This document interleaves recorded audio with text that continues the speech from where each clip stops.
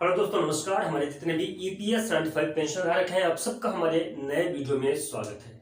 Video बहुत खास, बहुत महत्वपूर्ण, बहुत इंपॉर्टेंट होने वाला है, क्योंकि आज हम लोग बात करेंगे मौजूदा सरकार के बारे में। माननीय प्रधानमंत्री जी जो हमारे हैं, माननीय मोदी जी के बारे में, कि ईपीएस 95 पेंशन धारकों के पेंशन वृद्धि को लेके लगातार 10 वर्षों से धरना प्रदर्शन का कार्यक्रम किया जा रहा है। इसके बावजूद भी ईपीएस 95 पेंशन धारकों के पेंशन में वृद्धि नहीं हो सकी है। इवन ईपीएफओ, श्रम मंत्रालय और वित्त मंत्रालय की भी हम बात करेंगे। और हम ये भी आपको बता दें कि एनएसी के टीम के द्वारा लगातार प्रयत्न किया जा रहा है। नेशनल एजुकेशन कमेटी के द्वारा ईपीएस 95 पेंशन धारकों के पेंशन वृद्धि को लेके। अब मैं आपको बता दूं, यहाँ पे अगर आप बात करेंगे कि ओपीएस के बारे में और एनपीएस के बारे में आप लोगों ने सबने सुना था, लेकिन ईपीएस के बारे में बहुत कम लोग हैं जो जानते हैं कि ईपीएस 95 पेंशन धारक हैं जो लगातार 10 वर्षों से संघर्ष कर रहे हैं। एक नहीं बल्कि दो बार माननीय प्रधानमंत्री जी ने भी उनको आश्वस्त किया कि ईपीएस 95 पेंशन धारकों को पेंशन की राशि मुहैया कराई जाएगी। इसके बावजूद भी अभी तक ईपीएस 95 पेंशन धारकों को पेंशन की राशि नहीं मिल सकी है। अब हम लोग बात करते हैं कि माननीय प्रधानमंत्री जी की गारंटी क्या हुआ, क्योंकि एक नहीं बल्कि दो बार जब उनसे मुलाकात की गई तब उन्होंने एक गारंटी दिया था कि ईपीएस 95 पेंशन धारकों की पेंशन में वृद्धि होना तय है, निश्चित है, और वो अपने ही कार्यकाल में करवाएंगे। अब ईपीएस 95 पेंशन, आप माननीय प्रधानमंत्री जी का भी दो कार्यकाल हो चुका है, अब तीसरे का नंबर है, तीसरे की तैयारी है। ईपीएस 95 पेंशन धारक इतने लंबे समय से पिछले 10 वर्षों से जो है तो लगातार संघर्ष कर रहे हैं। 2014 में ही उन्होंने जो तो ईपीएस 95 पेंशन धारकों के पेंशन वृद्धि को लेके जो पेंशन में बढ़ोतरी कराई थी कि मिनिमम पेंशन 1000 रुपए, उसके बाद से अभी तक ईपीएस 95 पेंशन धारकों के पेंशन में वृद्धि नहीं हुई है। निष्कर्ष क्या निकल रहा है, इसके ऊपर थोड़ा सा हम लोग जानते हैं। सबसे पहले बताइए, एनएसी का जो काम है वो एनएसी की टीम के द्वारा लगातार बहुत ही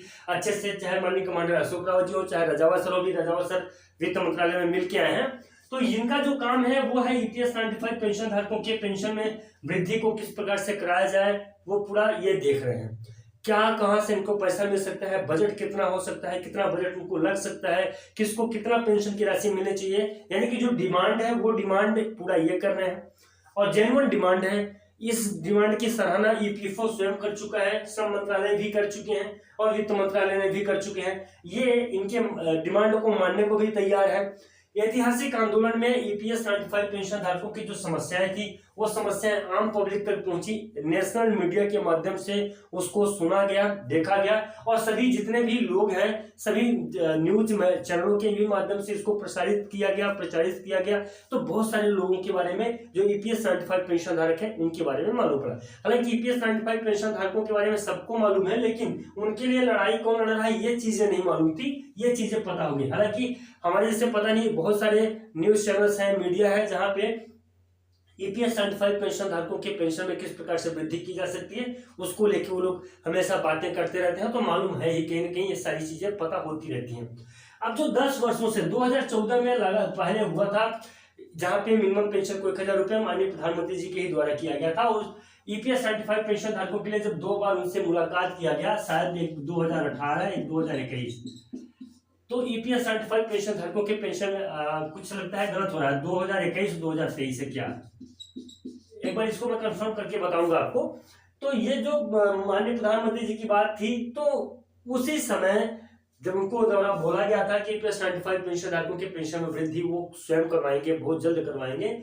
आज तक पेंशनर्स जो तो लगातार जो तो इंतजार किए हैं, और 10 वर्ष जो तो निकल गया ईपीएस 95 पेंशन धारकों का, 10 वर्ष निकल गया है, लेकिन अभी तक पेंशनर्स को मिला नहीं है। अब एनएसी की टीम के द्वारा जो भी बजट था, जो भी डिमांड था, वो रख दिया गया है। अब यहाँ पे वित्त मंत्रालय की तरफ से, क्योंकि अगर ईपीएफओ की बात करें तो ईपीएफओ के द्वारा ये कहा जाता है कि इनके पास में बजट नहीं है, सीधा बता देते हैं कि बजट ही नहीं है, जिसकी वजह से पेंशन में वृद्धि नहीं हो पाती है। श्रम मंत्रालय की तरफ से बात करें तो इनके द्वारा बताया जाता है कि पेपर वर्क कंप्लीट नहीं है, पेपर वर्क में जो तो काम रुका हुआ है। हालांकि अब श्रम मंत्रालय की तरफ से नई जानकारी आई है कि पेपर वर्क कंप्लीट हो चुका है और बहुत जल्द पेंशन में वृद्धि होगी। वित्त मंत्रालय के पास से अगर देखा जाए कि बजट को लेके तो अतिरिक्त बजटीय व्यवस्था नहीं है। बजटीय व्यवस्था, अतिरिक्त बजटीय व्यवस्था का प्रावधान किया जा रहा है। अब ईपीएस 95 पेंशन धारकों के लिए अभी एक नया अपडेट आया था। उस अपडेट के हिसाब से ईपीएस 95 पेंशन धारकों को पेंशन की राशि यही चुनाव से पहले मिलने वाली है। तो यहाँ से इन सारी चीजों के ऊपर तैयारियां शुरू हो चुकी हैं। ये सारी चीजों के ऊपर तैयारियां हो चुकी हैं शुरू। किस प्रकार से अतिरिक्त बजटीय व्यवस्था का प्रबंध करना है वो माननीय वित्त मंत्रालय की तरफ से पता किया जा रहा है और माननीय श्रम मंत्रालय की तरफ से उसको लागू किया जाएगा। ईपीएफओ के द्वारा ईपीएस 95 पेंशन धारकों को पेंशन की राशि मुहैया कराई जाएगी।